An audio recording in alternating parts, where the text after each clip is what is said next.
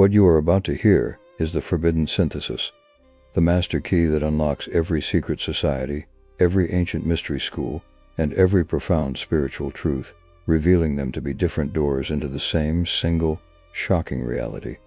We are going to expose the invisible architecture of the cage. We will download the consciousness upgrade that allows you to see the code of the universe, not as ones and zeros, but as living, responsive light.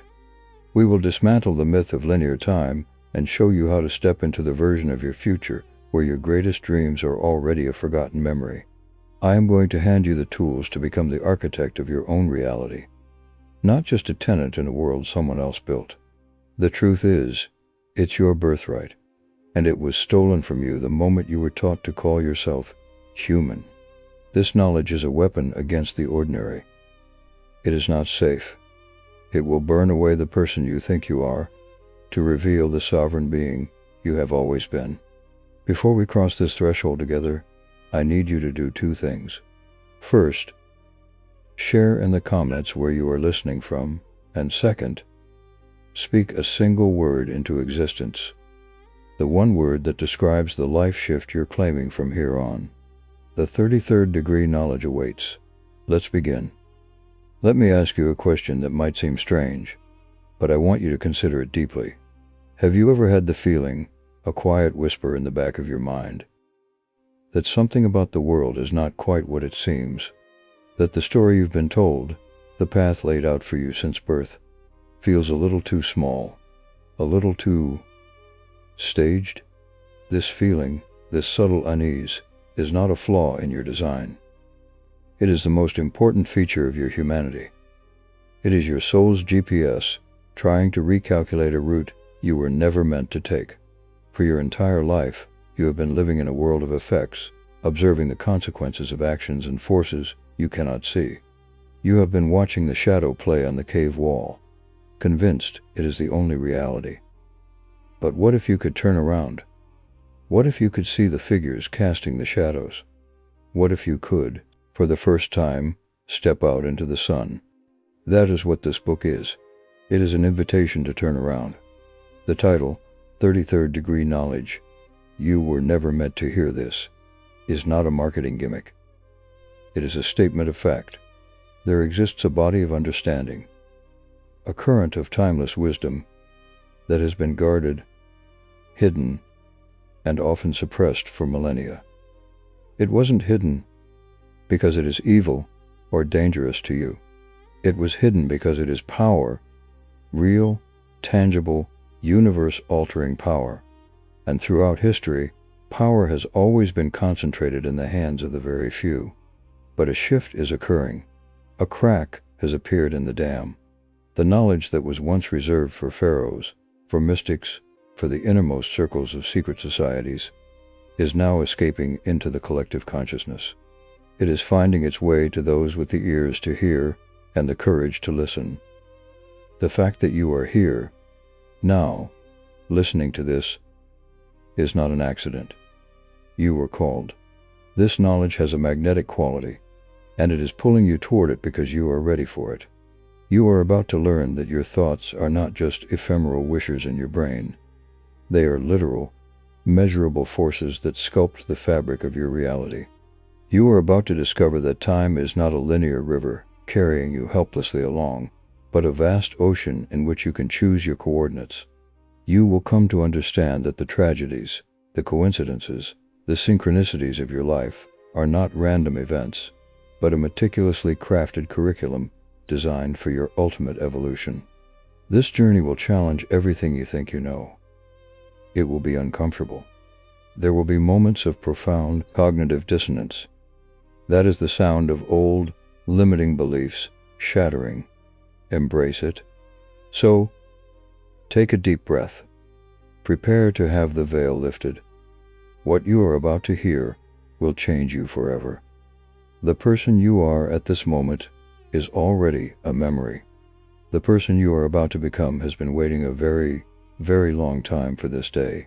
Chapter 1. The Invisible Prison. Breaking the spell of a manufactured reality. It begins, as all great awakenings do, with a sudden and unsettling realization that the walls of one's world are made of paper. A person spends the first decades of their life absorbing the rules of the game. They learn what success looks like, what failure feels like, what is possible, and more importantly, what is not. They are handed a map by their parents, their teachers, their culture, and they are told, "This is the territory, and you will find happiness." They rarely stop to consider that the map might be a forgery, designed not to guide them to treasure, but to keep them lost in a very specific and very profitable labyrinth. This labyrinth, this intricate and pervasive structure, is the invisible prison of a manufactured reality, a consensus trance so deep and so complete that most people live and die within its walls without ever once questioning their confinement. They decorate their cells. They compete for better scraps of food.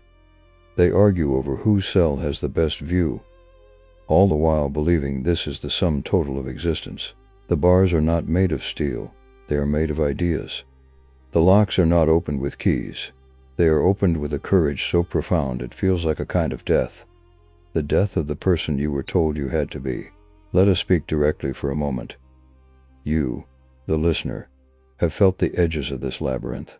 You have felt the gnawing sense that your desires, your anxieties, even your deepest aspirations, might not be entirely your own. You have wondered why, in a world of such staggering abundance, you so often feel a sense of lack. Why the goalposts of a good life seem to always move just as you approach them. This is not a personal failing. This is by design. You are living in an invisible prison, and the first step to freedom is to feel the bars.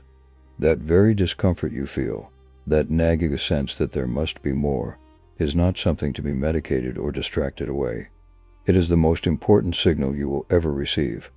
It is the alarm clock of your soul, trying to rouse you from the collective dream. To ignore it is to choose a life of quiet desperation, to hit the snooze button on your own destiny. To heed it is to embark on the greatest adventure a human being can ever know, the journey from captivity to sovereignty. For centuries, the architects of our collective reality have understood a fundamental principle. A population that is asleep is easy to manage, but a population that is awake, conscious of its own infinite potential, is ungovernable. And so, a system was created, not a conspiracy of a few men in a dark room, though it has its gatekeepers, but a conspiracy of consensus, a shared agreement to believe in a limited, material, and mechanistic world. This is the grand spell. It is a story woven so seamlessly into the fabric of daily life that it becomes indistinguishable from reality itself. The spell's primary incantation is a simple, repeating narrative. You are separate, you are small, you are a victim of circumstances, and your salvation lies outside of yourself. In a better job, a perfect partner, a political savior, a new purchase. This external locus of control is the engine of the entire system, keeping you in a perpetual state of seeking but never truly finding, because to find would be to realize you had the power all along. The spells are cast through the stories we tell. The new cycle that keeps you in a perpetual state of fear and outrage is a spell. It hijacks your limbic system, your ancient survival brain, and convinces you that the world is a terrifying place, filled with threats that only an external authority can manage. The advertising industry that convinces you a new possession will fill an existential void is a spell. It pathologizes your normal human experience and sells you the cure, a cure that never lasts, ensuring you return to the marketplace with your wallet open and your soul hungry. The education system that prizes conformity over creativity is a spell. It teaches you what to think, not how to think, systematically sanding down the unique edges of your genius to create a standardized cog for the economic machine. The financial system that keeps you in a cycle of debt and consumption is perhaps the most powerful spell of all. It creates artificial scarcity in a universe of infinite potential, forcing you to trade your most irreplaceable resource, your time and life energy, for pieces of paper that represent not value, but control. Each of these institutions functions as a warden of the invisible prison, not with malice, but with a cold, systemic efficiency. They keep a person focused on the symptoms, so they never think to look for the cause. But here's the secret that the architects fear most. The prison has no lock. The door is not even closed. It is held shut by a single, fragile thing. Your belief that it is locked. Your consent to the illusion. The moment you withdraw that consent, the moment you truly see the mechanism for what it is, the entire structure begins to dissolve around you. This is not a physical process. It is a metaphysical one. It happens first in the quiet recesses of your own mind. It happens when you decide to question a narrative you have always taken for granted. It happens when you choose to turn off the news and sit in silence, rediscovering the sound of your own thoughts. It happens when you realize that the feeling of lack you carry is not a reflection of your reality, but a program running in the background of your consciousness, a program you did not write, and that you have the absolute right to delete. Think of a time you were completely absorbed in a movie. For 2 hours, the fate of the characters was your fate. Their joys and sorrows were real to you. You felt tension. You cried. You cheered. But then the film ended. The lights came up, and in an instant, the spell was broken. You remembered. It was just light projected onto a screen. The emotional turmoil you felt was real, but its context was an illusion. The journey you are about to embark on is the process of turning on the lights in the theater of your own life. You will start to see the projectors, the screens, the scripts. You will see how your emotions are manipulated by stories designed to keep you engaged and docile, and you will never see a movie the same way again. This is the beginning of disillusionment. And in this context, disillusionment is the most positive and empowering state a person can achieve. It is the loss of an illusion. And with that loss, you gain a piece of your freedom. This is the 33rd degree knowledge. It is the understanding that reality is malleable, that the rules are suggestions agreed upon by the sleeping, and that you, a conscious being, have the sovereign right to step outside the agreed-upon narrative and write your own. The invisible prison is a phantom. The chains are made of smoke. All that is required to walk free is the courage to take a step into the unknown, into the vast and terrifying wilderness of your own limitless potential. The fact that you are listening to this now is proof that you are already testing the bars, and you are finding, to your astonishment, that they are beginning to bend. This book is merely a guide for that testing, a map for the wilderness that is, in truth, your own boundless self. The journey will be challenging. For the prison's guards, your own doubts and fears will protest loudly. But the path is real, and it leads to a life of such authenticity and power that the confines of the old world will seem, in hindsight, like a forgotten dream. The process of seeing the prison requires one to become a silent observer of their own life. It requires you to watch your own reactions, your own triggers, your own automatic behaviors with the detached curiosity of a scientist. Why does a certain news headline make you so angry? Why does a particular advertisement make you feel insecure? Why does the success of a colleague sometimes bring up a pang of jealousy? These are not character flaws. They are data points. They are showing you where the hooks are embedded in your psyche. Each time you observe one of these reactions without immediately acting on it, you are loosening the hook. You are reclaiming a fragment of your own mind. This is not a process of fighting against the prison, for fighting against it only gives it more energy and solidity. This is a process of seeing through it. It is a subtle but profound difference.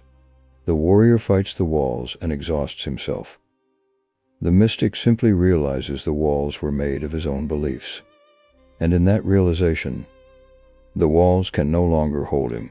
Now, consider the concept of the Overton window. the range of ideas tolerated in public discourse. This window is deliberately kept very narrow. Certain thoughts are deemed acceptable, reasonable, sane. Other thoughts are labeled conspiracy theory, radical, insane. The same architects who designed the prison also get to decide what conversations you are allowed to have inside your cell. The most dangerous ideas, the ones that truly have the power to liberate you, are the ones that are pushed outside the window, into the realm of the unthinkable. The 33rd degree knowledge exists entirely outside this window. It is not a slightly different political opinion or a new self-help technique. It is a fundamental reconstitution of what it means to be human and to live in this universe. It has been kept out of the public discourse for a very long time because it is the master key that unlocks every cell in the prison. When you begin to explore these ideas, you will feel resistance, both from within and from without. Your own mind, conditioned by a lifetime of programming, will tell you this is nonsense. People around you may become uncomfortable. This resistance is not a sign that you are wrong. It is a sign that you are getting close to the truth. The prison defends itself most fiercely when a prisoner is about to remember their freedom. Let us be practical. How does one begin to dismantle the invisible prison in their daily life? It starts with a simple but powerful practice: the conscious withdrawal of attention. Attention is your most valuable currency. It is the energy you give to the world. Where you place your attention, you place your power. The system requires your attention to survive. So, you must become a ruthless guardian of your attention. You can conduct an audit. For 1 week, meticulously track where your attention goes. How much time is spent consuming news, social media, entertainment? How much time is spent in worry about things you cannot control? How much time is spent in quiet contemplation, in nature, in meaningful conversation, in creating something from your own soul? The imbalance will be glaring. The reclamation begins by consciously redirecting that attention inward. Every time you feel the pull of the distraction, you make a choice. You choose to turn inward instead. You sit with the discomfort of silence. You observe the urge to be distracted. This is the reps, the spiritual weightlifting, that builds the muscles of your sovereignty. It is in these small, moment-to-moment choices that the spells are broken and the prison walls begin to fade. Not with a bang, but with a whisper. Chapter 2. The Ghost in the Machine. Your consciousness is the only reality. What if you were told, with absolute certainty, that the world you perceive with your senses is a magnificent and convincing illusion? What if the solidity of the chair you sit on, the tangibility of the book in your hands, the very sensation of your own heartbeat were all part of an immensely sophisticated interface, a user-friendly display masking the true nature of what lies beneath? This is not a philosophical, hypothetical, or a thought experiment. This is the shocking, foundational truth of 33rd degree knowledge. The material world, in all its vivid and demanding presence, is not the primary reality. It is a secondary effect, a consequence. The primary reality, the fundamental substance of the universe, is consciousness itself. You are not a body that has somehow learned to think. You are a thinking, aware being, a ghost in the machine that is having a temporary, localized experience through a biological apparatus known as a body. This single inversion of the common understanding is the most important realization a human being can have. It changes everything. It transforms you from a victim of circumstance into the author of your experience. Let us sit with this for a moment, you and I. I want you to look at your own hand. Clench it into a fist. Feel the pressure. See the lines on your skin. Notice the sheer physicality of it. It feels utterly, undeniably real. Now, I want you to consider what is actually happening. You are not experiencing your hand directly. You are experiencing a reconstruction of your hand inside your mind. Photons of light bounce off your hand, enter your eyes, and are converted into electrical impulses. These impulses travel along nerves to your brain, where they are interpreted, cross-referenced with memory, and assembled into the coherent image you perceive as your hand. The feeling of pressure is another set of electrical signals. The sense of solidity is your brain's interpretation of the electromagnetic forces between atoms, which are themselves over 99.999% empty space. Every single thing you have ever experienced, every sight, sound, taste, touch, and smell, has been a processed, interpreted, and reconstructed signal inside the dark, silent theater of your skull. You have never, ever made direct contact with the external world. You have only ever experienced your own consciousness. This is the ghost in the machine. The ghost is you, the silent, aware, eternal observer. The machine is your magnificent and complex physical body, the vehicle you are using to navigate this dense realm of experience. The prevailing materialist worldview has it completely backwards.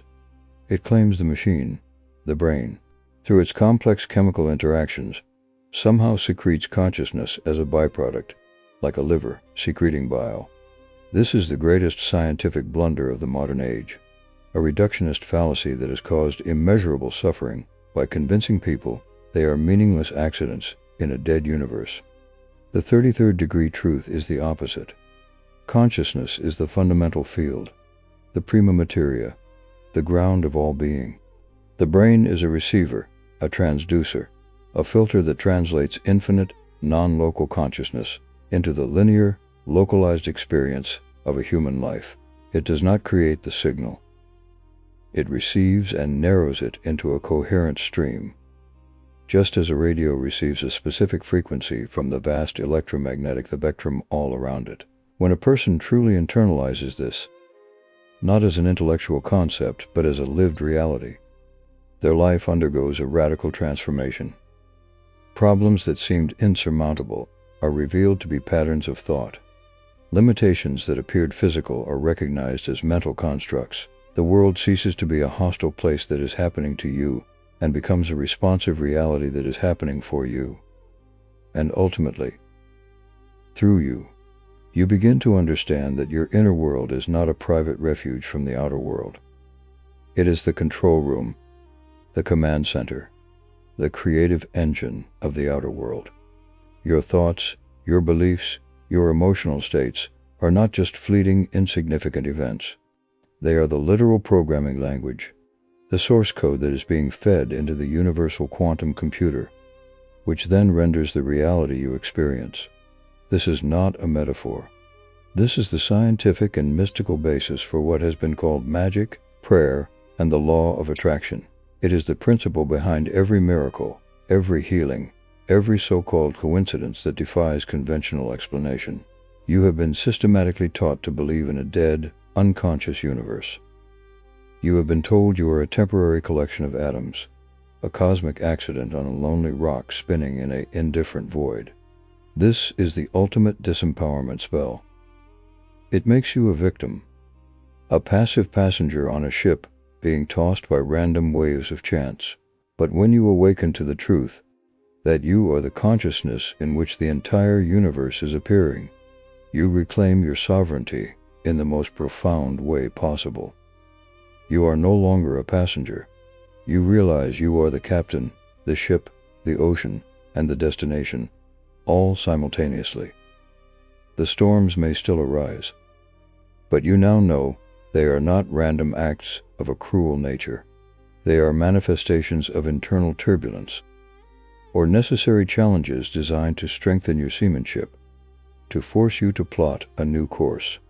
This knowledge does not necessarily make the journey calmer, but it makes you infinitely more powerful, resilient, and purposeful as the navigator. Now, let us address the most common objection, the one your conditioned mind is likely shouting right now. If consciousness is primary, then why does the world seem so solid and consistent? Why can't I just think my way out of a prison cell or manifest $1 million overnight? This is a crucial point. The reality we share has rules, much like a dream has a certain internal logic. While a lucid dreamer can learn to influence the dream, they still must operate within its general framework. You are having a collective dream, a shared virtual reality with other conscious beings. This reality has a certain consensus stability, a set of agreed-upon parameters that create a consistent experience. This is what we call the laws of physics. They are not absolute laws of the primary consciousness. They are the rules of this particular game, this specific reality simulation. Your power as a conscious creator is not to break these rules arbitrarily, but to understand them so completely that you can operate within them to produce outcomes that seem miraculous to those who do not understand the code. The process of mastering this begins with the same observational skills we discussed in the first chapter, but now applied to the inner world. You must become the silent watcher of your own thoughts. You will quickly see that most of your thinking is not original or intentional. It is a chaotic stream of conditioned responses, recycled memories, future projections, and mental chatter. This is the static, the noise that obscures the clear signal of your true conscious intent. The goal is not to stop thinking, but to disidentify from the stream of thought, to see thoughts as objects in your consciousness, not as the essence of who you are. When you can observe a fearful thought without becoming the fear, you have taken a monumental step. You have separated the ghost from the machine's faulty wiring. From this place of quiet observation, you can then begin to deliberately plant a seed of a new thought, a new belief, a new command into the fertile ground of your consciousness. You water it with focused attention and emotional vitality. And you watch, with patience and faith, as the machine, your reality slowly, inevitably, begins to reconfigure itself to match the new programming. This is not a passive wish. It is an active, disciplined process of creation. It is the ghost learning to drive the machine, and in doing so, discovering that the machine and the world it navigates are far more malleable than it was ever led to believe. Chapter 3. The God Frequency. Tuning your mind to the vibrational universe. Close your eyes for a moment and recall a time you felt truly, deeply joyful. Perhaps it was a moment of profound love, a great achievement, or a simple instance of perfect peace in nature. Now, recall a time of deep sadness or fear. Feel the difference. It is not just a difference in thought or circumstance. It is a difference in the very texture of your being, a palpable shift in your energy. What you are feeling is a change in your vibrational frequency. The universe, in its infinite complexity, is not a static collection of objects. It is a dynamic, pulsating, symphonic field of energy. From the spin of a subatomic particle to the orbit of a planet, everything is in a constant state of motion, and all motion creates a vibration, a frequency.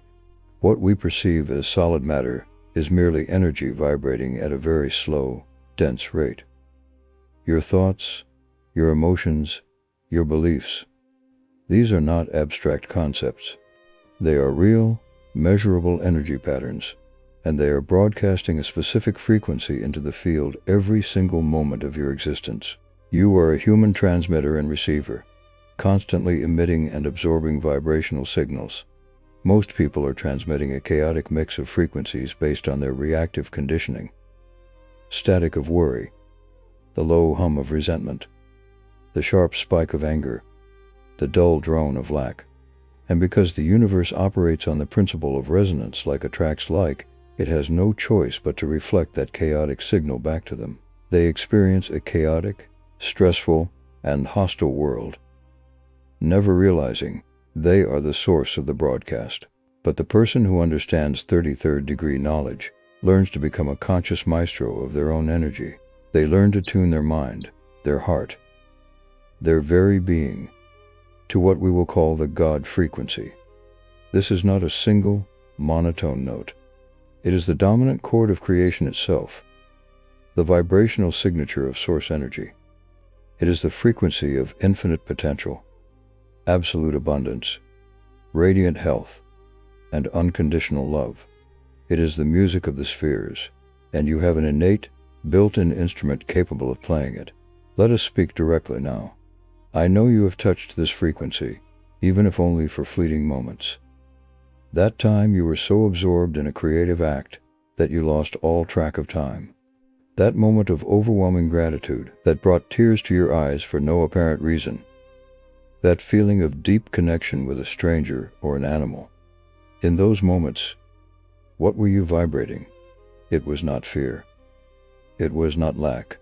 It was not anxiety. It was an expansive, light, powerful, and loving energy. And in those moments, something magical happened, did it not? Synchronicities occurred.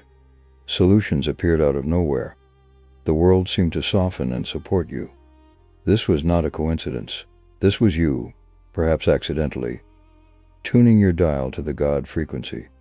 The universe, being a perfect mirror, had no choice but to match your signal and show you a reality that was expansive, supportive, and magical. The problem for most people is that their dial is rusted shut. It is stuck on a handful of low-frequency stations, programmed by trauma, limiting beliefs, and societal conditioning. They may try to think positive thoughts, but if the underlying vibrational signature is, "I am not worthy," that low-frequency drone will drown out the weak signal of their affirmations. You cannot fool the universe. It does not respond to your words. It responds to your vibration. So, how does one clean the dial and retune the receiver? It begins with what we might call vibrational auditing. You must become a compassionate detective of your own energy state. Throughout your day, pause and ask yourself, what frequency am I broadcasting right now? Do not judge the answer. Simply observe. When you feel anxious, acknowledge, "I am vibrating anxiety." Feel where it resides in your body. When you feel jealous, acknowledge, "I am vibrating lack and separation." This simple act of conscious observation and naming begins to create a space between you and the frequency. It allows you to see the emotion as a weather pattern in your energy field, not as the entire sky. You are the sky. The emotions are just passing weather. This is the first and most critical step. Realizing you are not the frequency. You are the one experiencing the frequency. Once you can observe your frequency, you can consciously choose to shift it. This is where the practical tools of alchemy come in. You cannot just jump from the frequency of despair to the frequency of ecstasy. It is a gradual process, like tuning a radio dial. You need intermediaries. The most powerful tuner known to humanity is gratitude. Gratitude vibrates at a very high frequency, very close to love. When you are in a low state, force yourself to find 3 things you are genuinely grateful for. It does not matter how small. The feeling of the sun on your skin, the taste of cool water, the roof over your head. You must feel the gratitude in your body. This is not an intellectual exercise. It is an emotional recalibration. Another powerful tool is conscious breathing. Deep, slow, diaphragmatic breaths immediately calm the nervous system and shift your vibrational state from survival, low frequency, to restoration, higher frequency. Sacred music, chanting, or spending time in nature are also profound tuners, as they emit a coherent, high-frequency field that your own energy field will entrain with. Now, let us talk about desire and manifestation, for this is where the God frequency becomes practical. A desire is not a wish for something you lack. A true, soul-based desire is the universe's intention expressing itself through you. It is a pull from your future potential. That desire itself has a specific frequency. Your job is not to strive and struggle to make it happen from a place of lack. Your job is to align your vibration with the frequency of the desire already fulfilled. This is the secret that has been so distorted. You must feel the joy, the gratitude, the peace, the abundance now, as if your desire were already a reality. This is not delusion. It is the most sophisticated creative technology there is. You are emitting the frequency of the outcome, and the law of attraction must then rearrange the particles of your reality to match that frequency. This requires immense discipline, for the old, low-frequency patterns will constantly try to reassert themselves. Your work is to vigilantly guard your vibrational state, to choose thoughts and feelings that support the new frequency, and to take inspired action that feels light and joyful, not heavy and forced, which is the universe's way of moving you physically toward your vibrational destination. You were never meant to grind and suffer your way to success. You were meant to tune to the frequency of that success and allow it to flow into your experience. The universe is not testing you. It is responding to you. Stop shouting demands in static and learn to sing your desires in harmony with the God frequency. The cosmos is waiting to sing back to you in the form of a life beyond your wildest dreams. Chapter 4. The Time Illusion. How to live in the eternal now and shape your destiny. Time is the most relentless tyrant humanity has ever known. It stalks you from your first breath, whispering of deadlines, of aging, of missed opportunities, of a future dense with uncertainty, and a past littered with unchangeable mistakes. This perception of time as a linear, unstoppable river, carrying you helplessly from the mountains of birth to the ocean of death, is the primary source of anxiety, regret, and fear that defines the human experience. But what if this is the granddaddy of all illusions? A convincing and persuasive fiction, but a fiction nonetheless. The 33rd degree understanding of time is this: the past and the future are phantoms. They have no actual existence.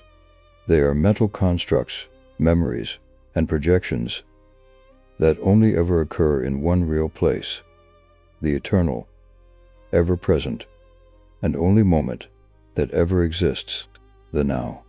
All of your power, all of your creativity, all of your life exists only in this timeless present. The implications of this are so vast, they can dismantle your entire identity. And that is precisely the point. Your identity is largely a story you have assembled from past events and future worries. I am someone who was hurt. I am someone who will fail. I am running out of time. These are stories told in the present moment about non-existent times. Physics has been pointing to this truth for over a century.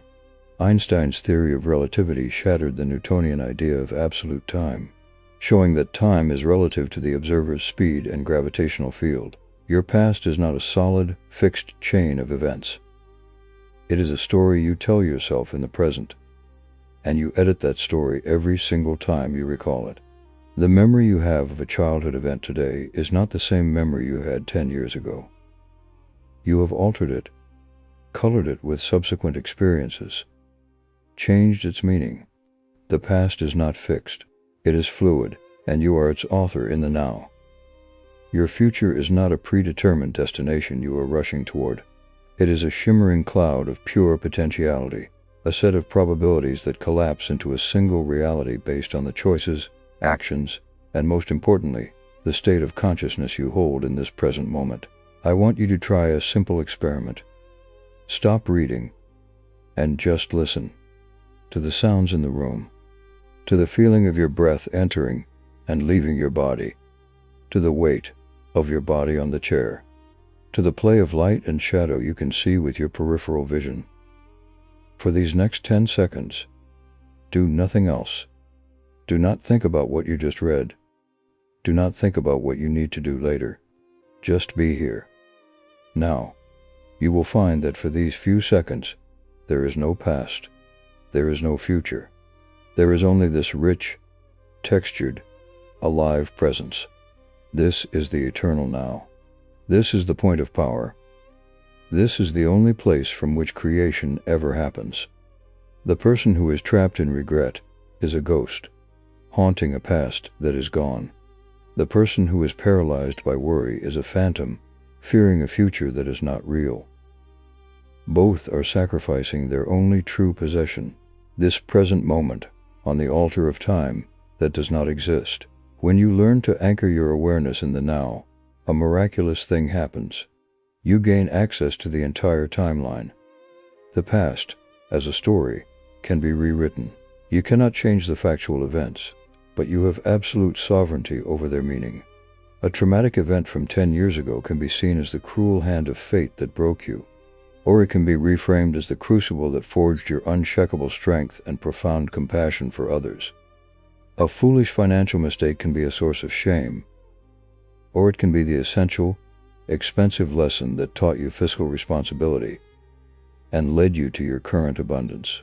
When you change the story you tell about the past in the present moment, you literally change its energetic charge. You alter its programming in your subconscious mind. You free yourself from its chains, and in doing so, you alter its effect on your future. You are not erasing the past. You are alkalizing its poison into medicine.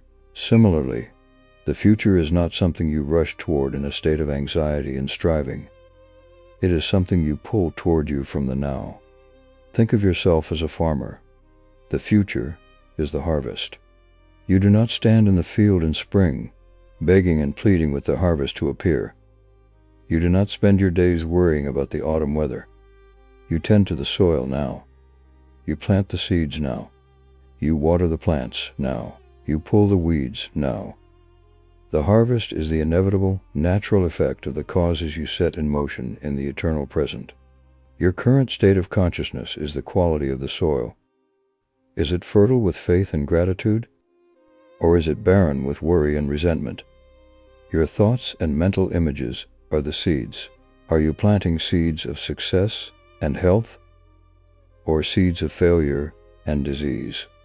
Your actions are the watering and the weeding.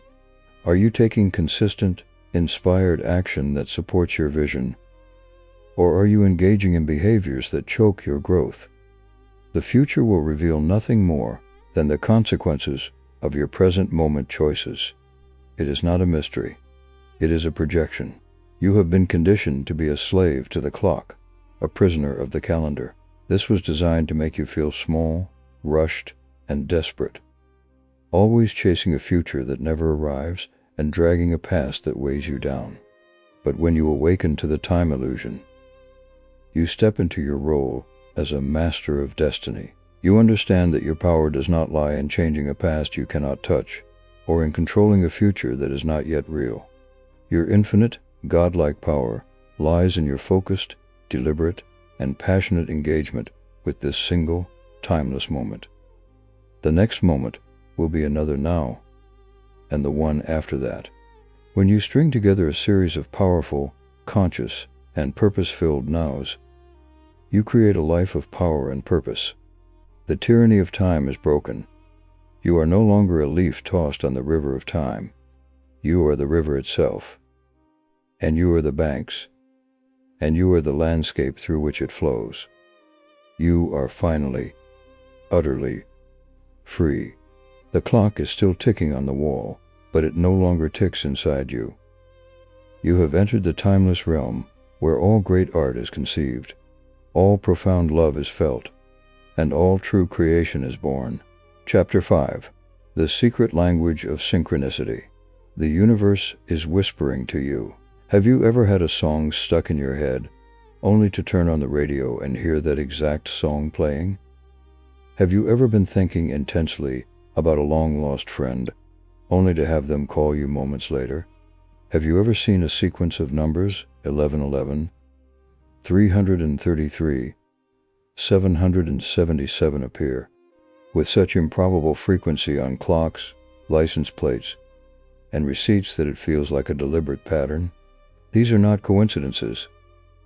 They are not random glitches in the matrix of reality. They are synchronicities, and they are perhaps the most elegant and personal proof that the universe is not a cold, mechanical, and meaningless place. Synchronicities are deliberate, intelligent winks from the cosmos. They are the secret language of your soul, communicating with the intelligent universe, a language of meaning that transcends cause and effect. It is a language you were born understanding, but were taught to forget. Most people dismiss these moments as curious flukes, amusing anomalies to be quickly forgotten. The person who is awakening, however, begins to see them for what they truly are: luminous road signs on the path of their destiny. Carl Jung, who coined the term, defined synchronicity as a causal connecting principle. It is a meaningful coincidence between an inner, psychological state and an outer, physical event that cannot be explained by conventional cause and effect. It is the outer world mirroring the inner world in a poetic, symbolic, and inexplicable way. When you experience a synchronicity, it is a signal that you are in alignment. You are on your right path. You are listening, and the universe is answering. It is the cosmos saying, "You are not alone. You are connected. You are guided. Pay attention." Think of reality as a vast, shimmering, interconnected web of consciousness. When you have a powerful thought, a deep emotion, a moment of clear intention, or a significant insight, it sends a ripple across this web. Synchronicity is the echo of that ripple returning to you, often in a symbolic or unexpected form. It is the universe's way of confirming your ripple, of validating your internal state. The more you notice these signs, the more they appear. This is a fundamental law of consciousness.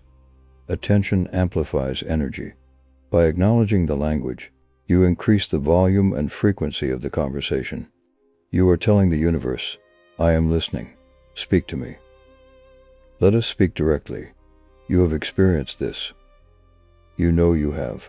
That time you were wrestling with a difficult decision about a relationship, and you opened a book at random to a passage that described your exact situation and offered the perfect wisdom.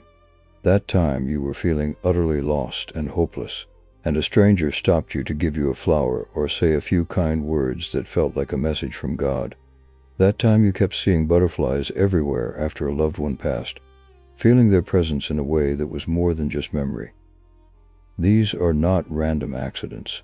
This is the 33rd degree knowledge in action, proving to you in a personal, undeniable way that the universe is alive, it is conscious, and it is in a constant, dynamic, and loving relationship with you. To dismiss these moments is to turn away from a personal audience with the divine. To become fluent in this secret language, you must first grant yourself permission to believe it is real. You must be willing to shed the cynical, materialist worldview that says the universe is dead and that all such experiences are mere chance. This requires a childlike sense of wonder and a courage to see the world as magical and intelligent. Then, you must cultivate a state of relaxed, open awareness. You cannot force a synchronicity. You can only be open and receptive to it. It is like birdwatching. If you crash through the forest, shouting and demanding to see a rare bird, you will see nothing. But if you find a quiet place to sit, become still, and observe patiently with soft eyes, the forest will gradually reveal its inhabitants. The birds were always there. Your state of mind was simply too noisy to perceive them. Start small. Begin a dialogue. Ask the universe for a sign. Be specific, but not demanding. Approach it as a playful, collaborative experiment. Show me a white feather today if I am on the right track with this business idea. Or, let me hear the word courage in a conversation if I should take this leap. Then, go about your day with a light heart and an open, curious mind. Trust the first thing that appears that carries the resonance of an answer, even if it seems silly or trivial to your logical mind. The universe often speaks in a gentle, symbolic shorthand. This is how the conversation begins. This is how you build a trusting, co-creative relationship with the guiding intelligence of the cosmos. You will begin to notice patterns, recurring symbols, and numbers that carry specific meanings for you. you will start to feel a sense of flow, where life seems to support you at every turn, delivering the right people, the right resources, and the right ideas at the perfect time. You were never meant to walk alone in a silent, indifferent universe. You were meant to be in constant, joyful dialogue with a reality that is conspiring to help you remember who you are and why you are here. Listen. The whispers are all around you. All it takes is the decision to hear them. Chapter 6. The Alchemy of Pain. Transmuting your suffering into gold. There is a universal law that has been misunderstood and distorted for centuries. A law that holds the key to your ultimate freedom. Suffering is optional. Now, before you dismiss this as a naive platitude, understand the crucial, life-altering distinction being made here. Pain is inevitable. Pain is a signal, a physical sensation, an emotional wave, a psychological response. It tells you that something is wrong, that a boundary has been crossed, that a lesson is being presented, that growth is trying to happen. Suffering, however, is what you add to the pain. Suffering is the story you tell yourself about the pain. It is the why me, the resentment, the blame, the victimhood, the endless mental and emotional loop that amplifies a momentary sensation or event into a permanent, defining state of agony. The alchemy of pain is the 33rd degree process of stopping this destructive transformation. It is the sacred art of allowing the pure energy of pain to pass through you without allowing it to crystallize into suffering, and of consciously transmuting its raw, chaotic force into the gold of wisdom, compassion, resilience, and authentic power. Every great mystic, every saint, every visionary, and every true leader who has ever walked the earth has understood this secret.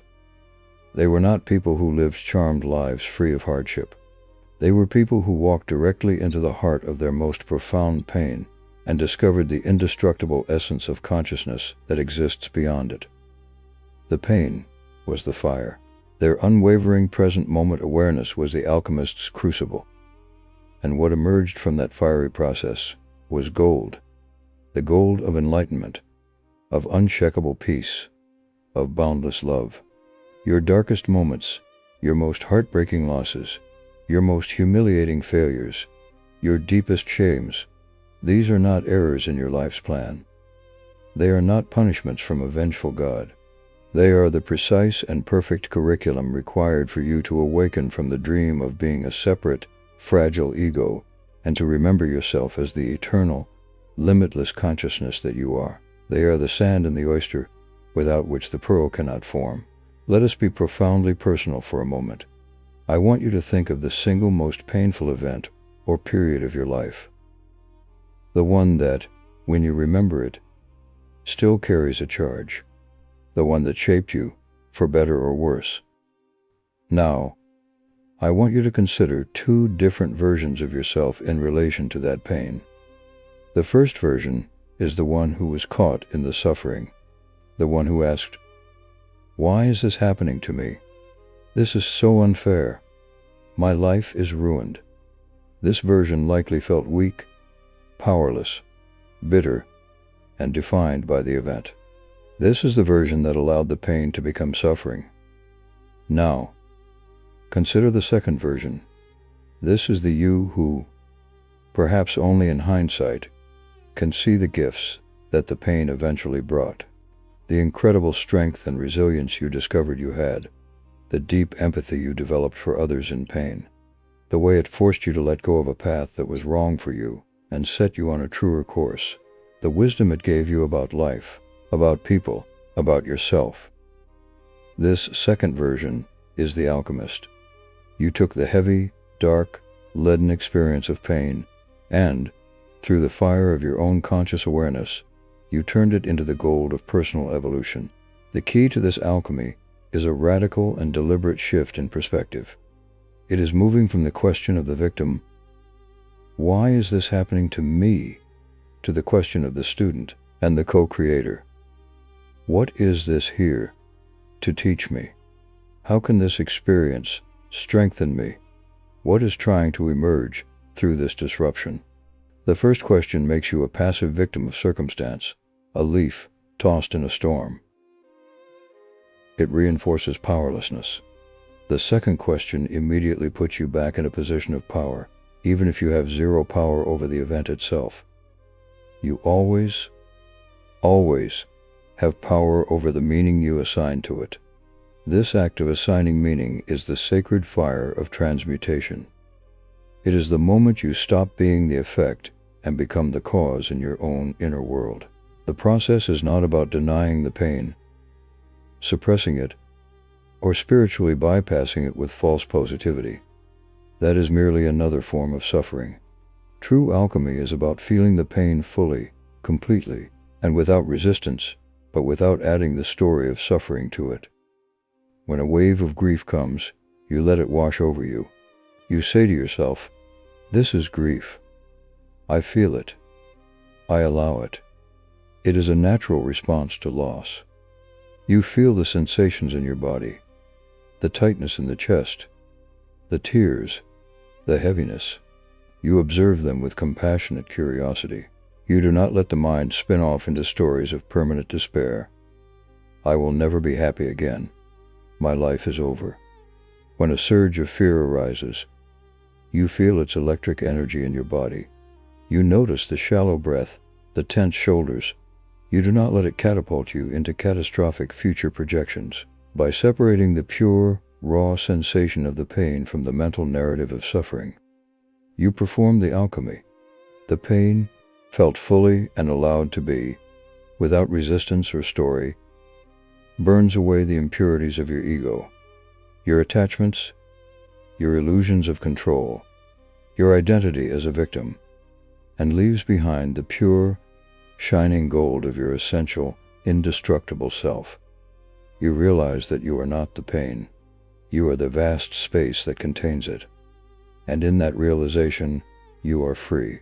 You were never meant to live a life free of pain. You were meant to become a master alchemist.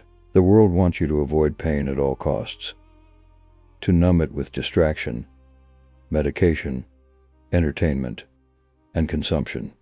This ensures you remain a perpetual victim, a consumer of remedies, and a prisoner of your own unprocessed experiences.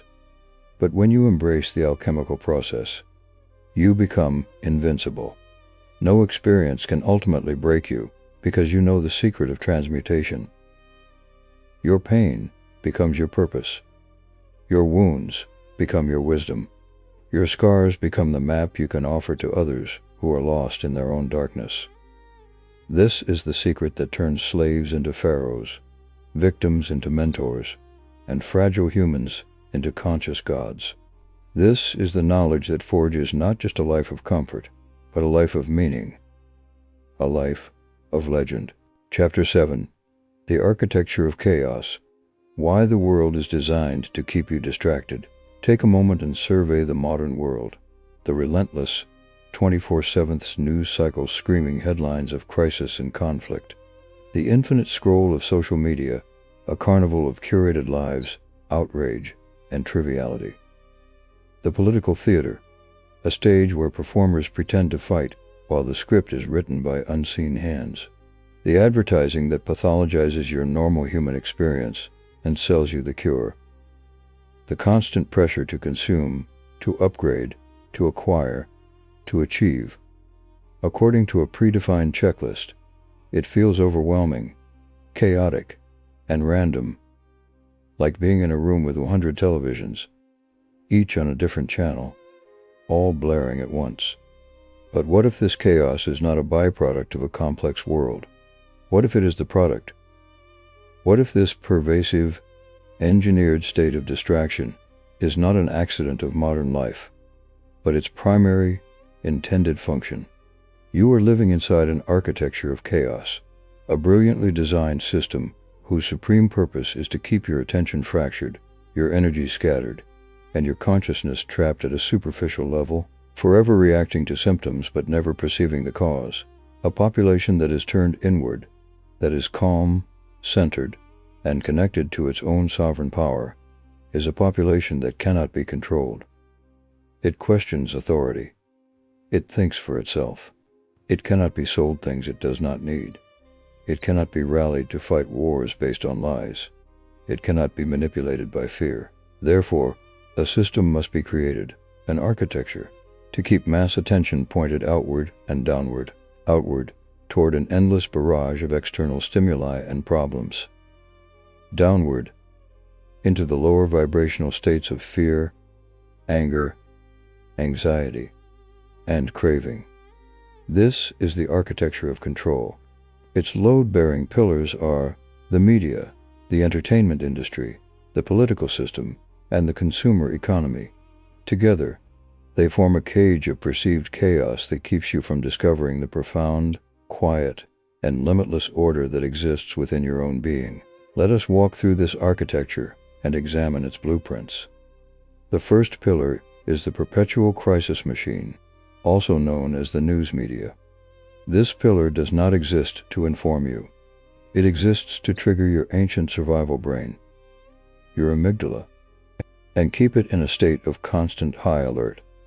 Every headline is engineered to provoke fear, outrage, or moral panic. Why? Because a human being in a state of fear is highly suggestible and easily controlled. They are looking for a savior, a strong leader, an external authority to tell them what to do and who to blame. They willingly relinquish their personal power and critical thinking skills in exchange for a sense of security. The second pillar is the carnival of distraction. Social media, reality television, viral videos, and the entire attention economy. This is the digital opium of the masses. It creates a false sense of connection and community while fostering real-world isolation and loneliness. It keeps you scrolling, consuming meaningless content, engaged in virtual battles, while the real levers of power are pulled just outside your narrowed field of vision. It fragments your attention span, making deep, sustained thought nearly impossible.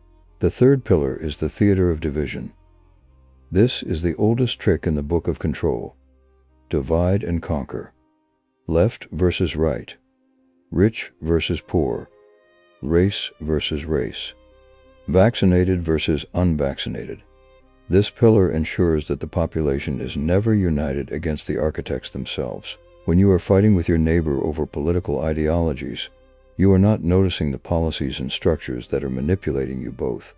You are a player in a game designed to make you believe you are on a team, when in reality, you are just a piece on the board, and the game is rigged to ensure the house always wins. Your energy is siphoned off into horizontal conflicts, so you never look vertically at the power structure above. The fourth and final pillar is the treadmill of consumption. You are taught from childhood that your value and happiness are determined by what you own and consume, that you must work jobs you do not love to buy things you do not need, with money you do not have to impress people you do not like. This pillar keeps you in a state of quiet desperation and perpetual debt, too tired, stressed, and financially insecure to ever step off the hamster wheel and question its purpose or its destination. It makes you a servant of the economy, rather than the economy being a servant to you. Now, I am speaking to you directly. You feel it, do you not? A low-grade, chronic anxiety that you cannot quite place. A sense of being always busy but never truly productive on the things that matter most to your soul. A feeling of mental exhaustion and overwhelm, a cynicism about the world and a numbness to the constant barrage of information. This is not your fault. This is not a personal weakness. This is the intended effect of the architecture. It is working exactly as designed. You are experiencing systemic, psychic overload. But here is the turning point.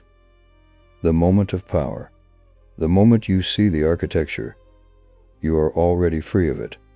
You cannot unsee the matrix. Once you recognize the pillars for what they are, control mechanisms, you can no longer be unconsciously controlled by them. The reclamation of your sovereignty begins with the conscious and deliberate withdrawal of your attention, your life force, from these pillars. You reclaim your attention, and in doing so, you reclaim your energy, your power, and your life. You choose to turn off the perpetual crisis machine. You consciously limit your time in the carnival of distraction. You refuse to participate in the theater of division, recognizing the artificial nature of the conflicts. You make a plan to step off the treadmill of consumption, to simplify, to value experiences over possessions, and to define success on your own terms. This is not a retreat from the world. It is an advance into a new one. It is the process of building your own internal citadel of peace and power, from which you can engage with the world on your terms, from a place of centered strength, not reactive fear. The chaos was the curtain, designed to keep you from looking backstage. Now you see it. And you know that behind it, a reality of profound peace, order, and creative potential is waiting for you to take your place as its conscious master. Chapter 8. The Antidote to Fear. Embodying the Unshakable Sovereign Self. Fear is the oldest and most potent tool of control. The shadow that has stalked humanity since the dawn of self-awareness. It is the invisible chain that binds more people than any physical restraint ever could. But here is the 33rd degree secret that unravels its entire power structure. The truth that can make you invincible. Fear is a phantom. It has no substance of its own. It is not a real, tangible thing that can harm you. Fear is, at its core, the anticipation of pain. It is a projection of a possible future event, a story the mind tells about a threat, and in the vast majority of cases, that event never comes to pass. You are not afraid of the present moment. You are afraid of the story you are telling yourself about the next moment, the next day, the next year, and because you are the author of that story, you hold the ultimate power to change the narrative, to close the book on fear, and to write a new story of courage. The sovereign self is the aspect of you that knows this truth intimately. It is the you that exists prior to the chatter of the ego, prior to the conditioning of society, prior to the primal instincts of the survival brain. It is the calm, centered, and eternal observer, the conscious awareness that is the true essence of your being. This sovereign self cannot be threatened because it is not a thing. It is no thing. It is the space in which all things, including thoughts of fear, arise and pass away. To embody the sovereign self is to become unshakable. It is not the absence of the fear sensation. It is the profound understanding that the sensation is a temporary weather pattern in your body and mind, while you are the vast, unchanging sky that contains it. The moment you stop running from the fear and turn to face it with the full presence of your awareness, it loses its power. It dissolves back into the nothingness from which it came, because its only substance was the energy you gave it by believing in its story. Let us examine with clear eyes how the mechanism of fear operates. The egoic mind is, at its foundation, a survival machine. Its primary job is to keep the body alive by anticipating and avoiding danger. This was in brilliant and essential adaptation when the dangers were immediate and physical, like a predator or a rival tribe. But in the modern world, the dangers are almost entirely psychological and abstract. Rejection, failure, humiliation, financial loss, social ostracization. The problem is, the ego mind has not evolved to distinguish between a physical threat and a psychological one. It treats the thought of public speaking with the same biochemical intensity as it would a physical attack. It floods your body with cortisol and adrenaline, preparing you to fight, flee, or freeze. This creates a vicious feedback loop. The fearful thought creates the stress chemicals, and the physical sensation of those chemicals reinforces the thought, making it feel undeniably real and true.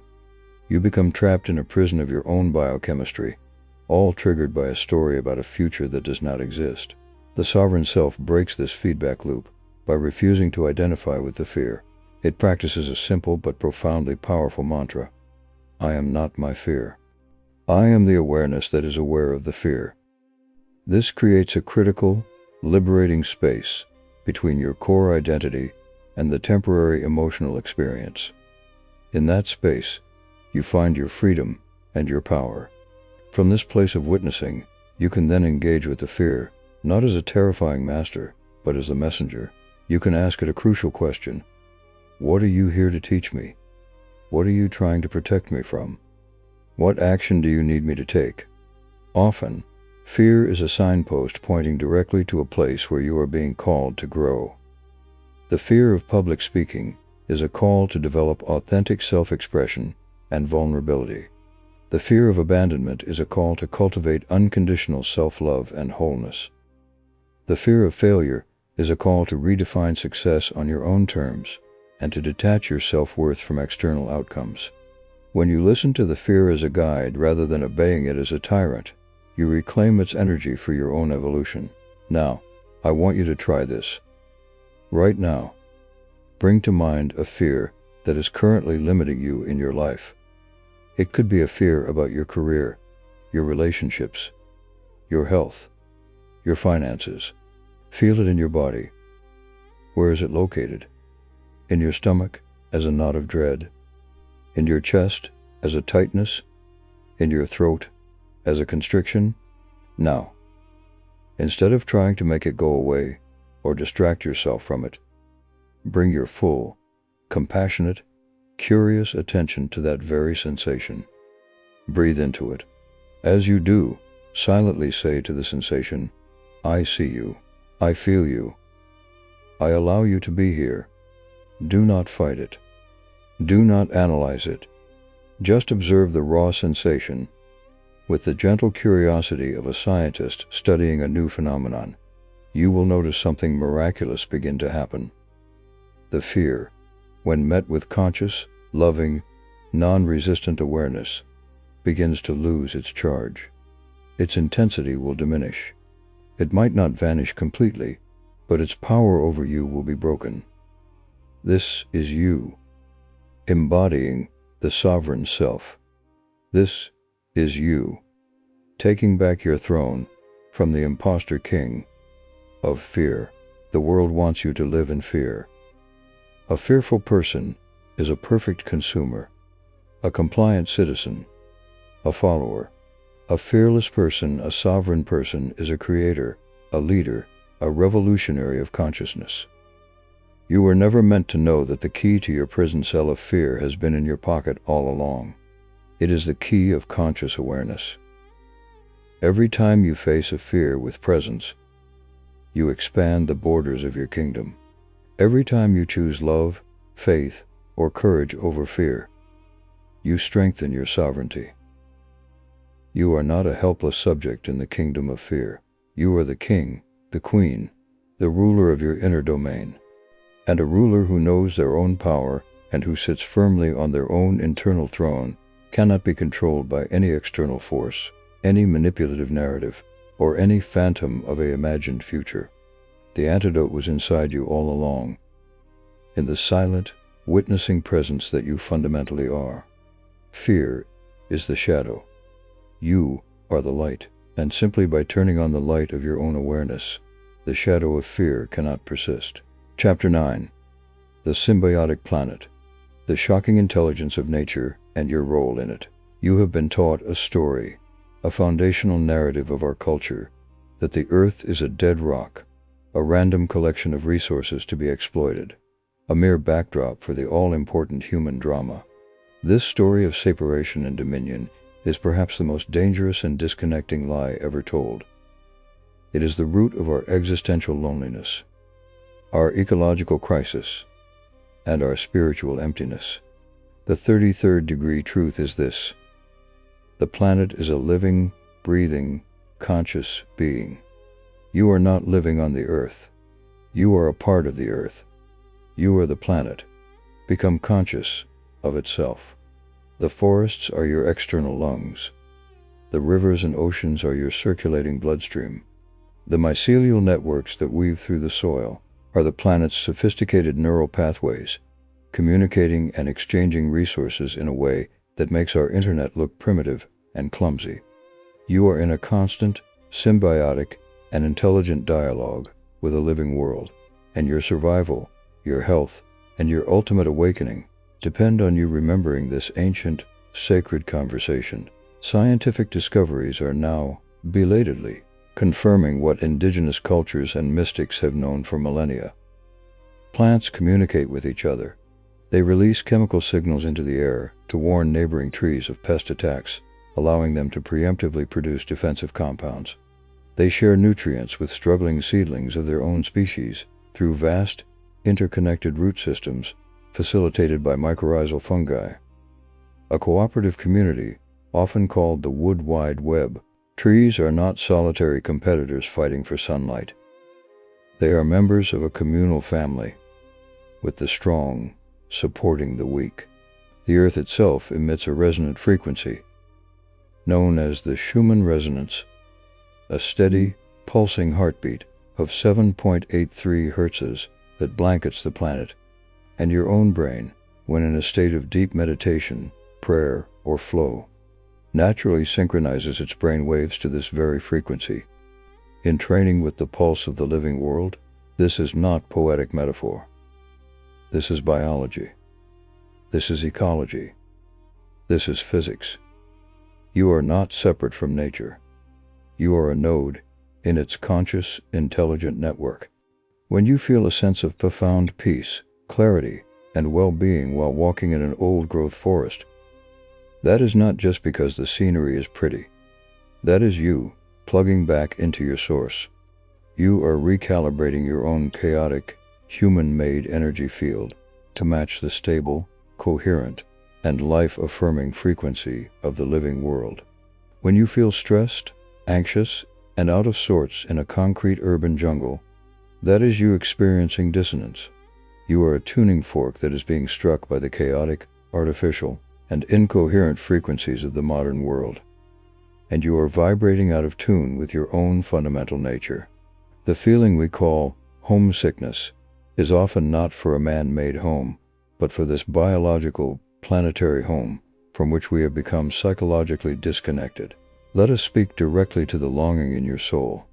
You have felt this call, this pull, the inexplicable joy and awe that washes over you when you watch a dramatic sunset, the deep, wordless calm that settles upon you when you sit by the ocean and listen to the waves, the simple, pure happiness of walking barefoot on grass, feeling the earth beneath your feet. This is not a mere aesthetic preference for the outdoors. This is your soul's homeland, calling to you. It is the deepest part of you, the part that remembers its origin, recognizing itself in the world around you. You are being invited, moment by moment, to remember the conversation. The wind is not just moving air. It is carrying information, cleansing the land, and whispering secrets to those who know how to listen. The rain is not just falling water. It is a blessing, a cleansing ritual for the planet, and a physical manifestation of the cycle of giving and receiving. A specific animal crossing your path is not always a random event. It can be a potential symbol, a messenger from the animate world, bringing you a teaching about qualities you need to embody. Your role in this symbiotic system is not that of a master or an owner, but that of a conscious steward and a sensory organ. You are the nervous system of the planet. You are the aspect of Gaia that can think, reflect, love, create, and worship. You are here to bring the planet to a higher state of consciousness through your own evolution. But you cannot fulfill this role while operating under the illusion that the world is a dead object to be used and discarded. You must remember the relationship. When you pollute a river, you are polluting your own bloodstream. When you clear-cut a forest, you are removing one of your own lungs. When you live in disharmony with the natural cycles and intelligence of the world, you create disharmony within yourself, manifesting as physical illness, mental distress, and spiritual despair. The ecological crisis is not just an external problem. It is the physical symptom of a profound internal disconnection. The reconnection begins simply, humbly, and personally. It starts by spending time in nature, not as a tourist or a conqueror, but as a respectful and attentive participant. Sit with a tree. Do not just look at it. Feel its energy. Place your hand on its bark and listen. You may not hear words, but you can feel a presence, a stable, patient life force. Listen to the birds not as background noise, but as a complex language of territory, community, and joy. Grow something. Even if it is just a single herb on your windowsill. Participate in the miracle of life by nurturing it from seed to harvest. Feel the responsibility and the joy of co-creation. As you do these things, you will feel the ancient bond restoring itself. You will begin to receive guidance, healing, and wisdom directly from the source, not from a book or a guru. You will start to feel less lonely because you will know you are in constant relationship with a living, intelligent universe. You were never meant to be a disconnected consumer in a dead world. You are a co-creator in a living, breathing, sacred universe. The planet is not just a rock you live on. It is your mother, your body, and your partner in the great cosmic dance of evolution. And it is waiting, with infinite patience and love, for you to come home and remember your place in the family of things. Chapter 10. The Final Initiation. Embodying. The 33rd Degree. And Becoming a Co-Creator. This is the moment of culmination. This is the point where the seeker vanishes and the finder remains. The final initiation is not a ceremony you undergo or a certificate you receive. It is a state of being you step into permanently. It is the irreversible shift from being a human being having occasional spiritual experiences to being a spiritual being consciously and deliberately directing a human experience. For your entire life, you have been looking outside of yourself for the answers, for the permission, for the validation. You have sought the map from parents, teachers, gurus, and books. You have waited for a sign, for a breakthrough, for a savior. The final initiation is the shocking, liberating, and humbling realization that you are the one you have been waiting for. The permission you have been seeking is your own. The map is not something to be found. It is something you draw with the choices you make in each present moment. The guru, the teacher, the sage that consciousness resides within you, not as a potential, but as a present reality. When this knowing moves from your intellect to the very core of your being, when it informs your every breath and action, the initiation is complete. The student dissolves, and the master, who was there all along, is all that remains. What does it mean, in practical, grounded terms, to be a co-creator? It means you finally understand that you are not a separate self praying to a distant, external God to come down and fix your life. It means you recognize the divine consciousness within you, and you consciously partner with the creative intelligence of the universe to manifest a reality that reflects your highest purpose and joy. This is a sublime paradox. It requires the ultimate surrender of your personal, egoic will, your demands, your timelines, your attachments to specific outcomes, while simultaneously requiring you to take 100% full responsibility for the reality you are experiencing. You surrender the how, but you take command of the what and the why. You become a clear, clean, open channel for the creative force of the cosmos to flow through. You are the brush in the hand of the infinite artist, and in a mystery beyond logic, you are also the artist. Your human life becomes the canvas, and your focused intention and purified consciousness become the paints. Let us be unequivocally clear about what this embodied state looks like in daily life. It means you no longer react to the world from a place of conditioned trauma or egoic defense. You respond to every person and situation with conscious choice, from a center of unshakable peace. When chaos and drama erupt around you, you do not get swept into the storm. You find the still point within yourself, the eternal now, and you act from there, your actions becoming precise, powerful, and healing. It means you see every person, every circumstance, even every problem and enemy, as a part of your own self, and you treat them with the reverence you would offer to the divine, because that is what they are. It means you live with the constant awareness that your thoughts are creative spells, your words are commands to the universe, and your emotional state is the magnetic force that draws your destiny to you.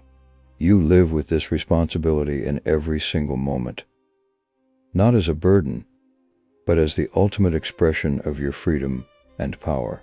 You, the listener, are now standing at this threshold. The person who started this book, who was seeking something outside themselves, is gone. You have felt the bars of the invisible prison bend and then vanish. You have discovered the ghost in your own machine and realized it is the only reality. You have learned to tune your personal frequency to the God frequency of source energy. You have shattered the illusion of linear time and claimed the eternal, now, as your point of power. You have learned to decode the secret language of synchronicity and entered into a personal dialogue with the cosmos. You have alchemized your deepest pain into wisdom and strength. You have seen through the architecture of chaos and reclaimed your attention. You have conquered the phantom of fear and taken your sovereign throne. You have remembered your symbiotic relationship with a living, conscious planet. There is no going back to the old dream. The only path is forward, into the full, embodied expression of everything you have learned. So, what do you do now? You live it. You stop waiting for a special sign or a perfect moment. The entire tapestry of your life, exactly as it is the sign and the moment. You bring this cosmic consciousness to your work, to your relationships, to your finances, to your health. You make every decision, from the most mundane to the most life-altering. From the foundational question, does this choice empower or disempower the sovereign, co-creative being that I am? You become a living, breathing example of what is possible for a human being who remembers their true nature. You will not be perfect. You will forget. You will stumble back into old patterns of reaction and fear. But now, you will always, always know the way back home to yourself. The path is lit by the light of your own awareness, and that light can never be extinguished. This is the knowledge you were never meant to hear, not because it is evil, but because it is fire, and fire in the hands of a child is dangerous. But you are no longer a child. You have passed through the initiations of experience and understanding. You have been tempered in the fires of your own suffering and joy. You are now a guardian of the flame. Go forth and light the world with the truth of who you are. Do not shout it from the rooftops. Live it with such quiet integrity and radiant joy that others will see their own reflection in your light and remember their own sovereignty. Your journey as a seeker ends here. Your eternal adventure as a co-creator, a conscious God in the flesh, has just begun. The universe has been waiting for you to take your place. Welcome home.